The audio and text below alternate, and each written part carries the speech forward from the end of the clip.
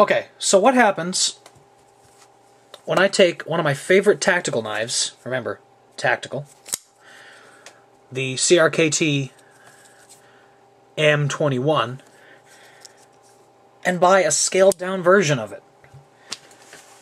I get this. Major chord here. This is going to be a review of a knife that really failed to perform for me. And I'm not talking about, like, failing to perform in, like, an I need Viagra sort of way. I'm talking about a failed to perform in a, you might as well just go out and buy an inflatable boyfriend sort of way. This knife, the CRKT, is it even on the blade? There we go. M-16 10Z, also known as the M-16 EDC, and probably 15 other names, is probably one of the few blades that I regret buying. And that says something, because I'm of the mindset that every blade that you buy, even the cheapest Chinese piece of crap blade, can be put to use for something. This blade, I carried it for a little while, and I threw it in a drawer, and I have not carried it since. And I probably will never carry it again. It's just that bad, in my opinion. There's no saving this blade. And first off, I take some of the fault on that because I purchased a blade that has two features that I generally hate. And those are serrations and a tanto point. So I will take some of the blame for the fact that I hate this knife. But really, CRKT, I can't take all of that. This relationship between us, it's a 50-50 split. So, what do I like? We'll start off with that. I like the fact that this is a light knife. It can't weigh more than 3 ounces. It really can't. It's a light little sucker. This thing is small, it's compact, it is perfect for EDC, as the name suggests. It fits nicely in the hand. I have very large meat hooks, so, it kind of is a little small for me, but, it works. The Zytel handles, they don't provide a ton of traction. Actually, they don't provide any at all. But, they look okay. They work in their role. This isn't a tactical knife. So they're there. They're functional. They provide a handle. What else can you expect them to do? The pivot screw, however, is very textured. So if you want to go in like this grip, get a lot of grip from that. The jimping on top, it works, but it's so sunk in that you hit the LAWKS button first. So it really doesn't do much. And if you're bearing down this hard on the jimping of an EDC knife, you really should be getting another knife, because a knife this size is probably not suited to that task. But yes, let us move on to the LAWKS system. On a larger knife, I guess I don't mind it, but on a knife this size, it's just a pain in the butt. The LAWKS system, for those of you that aren't aware, is CRKT's super safety seatbelt feature. Essentially, it is this lever here that engages this piece of metal and stops your liner lock from moving all the way over.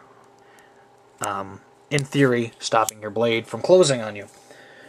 Which is all well and good. It's just a pain in the ass in this small knife. And if I had any motivation, I'd probably take it out.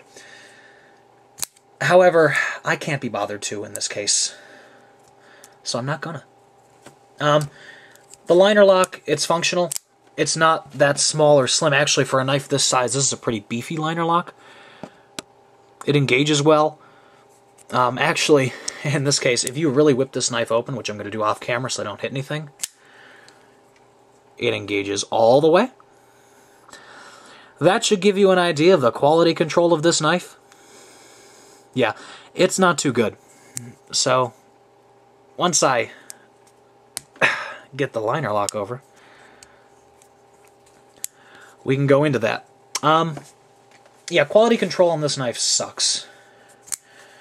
Essentially, you're looking at a knife that no matter how you tighten this pivot, you're going to develop blade play, and you're going to develop it again very soon. This pivot can be tightened and loosened with a simple Phillips head screwdriver or a dime if you happen to have it.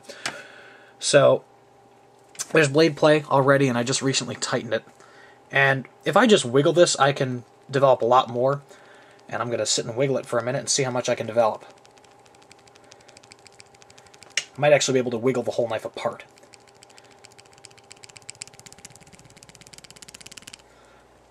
Okay, so just from my little wiggling, we have a lot more blade play here.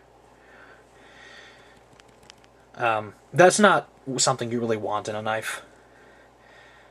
And apparently these problems are really only evident on this knife. Not like this particular knife, but this style of knife. Other CRKT M-series knives, M-16, M-21 knives are fine. This knife is flawless. Other M-16 knives are flawless. This one is a piece of shit. Okay, sorry for the jump cut. Where was I? I think I was ranting about the blade steel.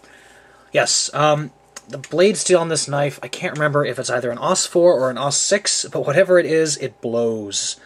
And how much a steel sucks does not necessarily, you know, rely on what the steel is. It's just a matter of how it's heat treated. And, you know, whichever steel this is, either AUS-4 or AUS-6, it has a terrible heat treat. I carried this for about a week after I bought it, and it was dull, like butter knife dull, within a week. And I sharpened it up again and threw it in a drawer. I wasn't going to have that. It took me all of a week, week and a half to figure out that this was not a very good EDC knife. So yeah. Pocket clip, I figure before I end the video, I'll talk about that. It's a decent pocket clip. It's small and it's slim, but it holds into the pocket very well. You're not going to lose this knife. Tip down only, but for a small knife like this, that's fine.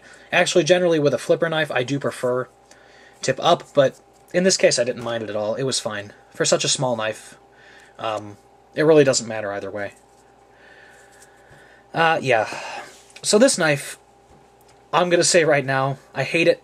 I really wish I had never bought it. Actually, the first day that I owned it, it bit me. The serrations took off a nice chunk of my flesh. So we really have a tenuous relationship, this knife and I. However, it hasn't turned me off from CRKT products or anything. I mean, I still love its older brother. This knife is badass. It's one of my favorite larger knives, and I need to clean the dust off of it, so do excuse that. But, I mean, this M-16 EDC or 10KZ or whatever you want to call it is just a terrible, terrible excuse for a blade. And whatever version you buy, I would specifically definitely avoid this Tonto and serrated version. It comes, from what I've seen online, in two versions. This is the V-ground version, so it is ground on both sides of the blade. As you can see, there's a bevel on both sides. Focus. Thank you. There's a bevel on both sides. Apparently it also comes in a chisel ground version and a spear point version. I cannot speak to the quality control of those other two versions. However, I hear that they are equally as bad. So, I'd say just avoid this particular knife altogether. It did at one point come in a titanium version. I think it was titanium, for like $60, and that was good. That was a wonderful knife. So if you want to go ahead and pay the $60 or $80 for that knife, hey, that's cool. But for the $14 that I paid for this, totally a waste of money. Thank you very much for watching. I hope you've enjoyed this overly negative review. It's definitely overly negative in my mind, but I hope someone enjoyed it, found it helpful. Maybe it turned them away from a product that they would have been disappointed in otherwise. Yeah, other than that, have a good day.